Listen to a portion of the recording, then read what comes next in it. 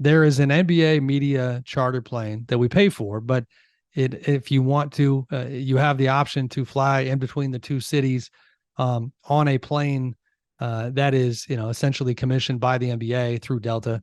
And I have done it for years and years and years. I find it to be way more convenient than trucking in the airport. Cost wise, it's pretty similar. And more importantly, and I've argued this even before the Athletic, the USA Today, to their credit, green lighted me doing this because of the value.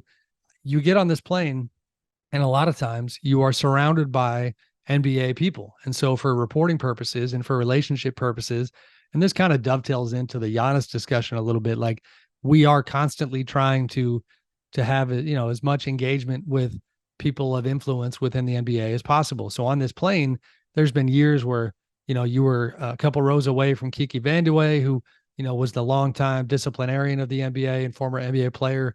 High ranking people within the league are often on this plane. A lot of PR people, a lot of staffers, but bottom line, there is a value in being around this crowd. So the part I can share, because obviously we don't ever share our sources or completely pull the curtain back on where we got stuff. But I think, this part I don't mind sharing is I'm on that flight. And as we're getting ready to go, we're all sitting in this room. And obviously this is outside of Miami at the Miami airport in a private wing. The plane wasn't ready yet. And there's just chatter all around. People are waiting to grab their bags and get on the plane. And in casual conversation, I happened to overhear some chatter about Conor and the fact that that when he hit Bernie, that it was not only not scripted, but Bernie had gone to the hospital and that he was actually pretty, seriously hurt. Now, before listeners make a faulty assumption, because again, we all know that everybody's skeptical of reporters. I've had people ask me, well, that wasn't enough to report it, right? Well, of course not. That's just now something's on your radar. Now the question becomes, wow, that's interesting. It's not the normal type of thing that I cover. I usually just stick to actual NBA figures, not MMA fighters and mascots, but it's the finals and it's a high profile type of thing. So I decide to basically check with people both on the ground there and then people remotely, via text and email, and start digging in to see, if, where there's smoke, there's fire. Wasn't able to get to it right away. On the ground, had no luck. We eventually get on the plane. Now I'm dealing with just Wi-Fi. I'm up in the air. I'm 30,000 feet. I'm exchanging notes. Again, I think this is fine to share with our esteemed NBA editor, who, by the way, congrats, got a fantastic, well-deserved promotion recently, Sergio Gonzalez. Sergio and I are going back and forth talking about this story. I tell him what I heard.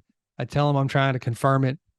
But the most comical part to me that I'll always remember is that from a journalistic standpoint, I'm asking Sergio, like, Sergio, am I really going to report this? Like, is this a story? You know what I mean? Like, we got MMA guy hits mascot.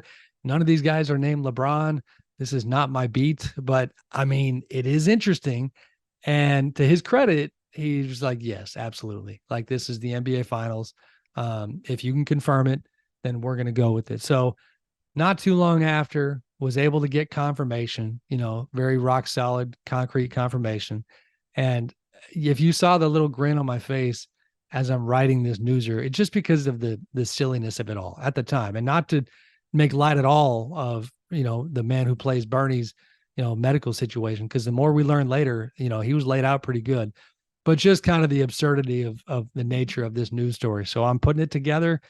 And Jared, I mean, I'm looking at that screen like, man, what is my lead? Like, how am I like, so short and sweet. I forget how many words it was, maybe 150. It wasn't a very long story. Now story's ready to rock, stories getting published. And now comes the social media part that we always deal with, right? The other memory I have is me letting Sergio know that this was so unconventional for me that I didn't really know how I wanted to share the story on Twitter. And I actually thought for a moment to be somewhat light with it, like, some qualifier, like not my normal type of news, but FYI, this happened. His advice was just play it straight. Just, source, here's what happened. And I've been lucky enough to have a lot of these type of stories over the years, but in terms of just absolute kind of social media explosion, effect or component, this was up there. I mean, I tweeted out, and he was the one who had said, "Trust me, I think you're underestimating how big of a star Conor is," and then also the incredibly passionate mascot community.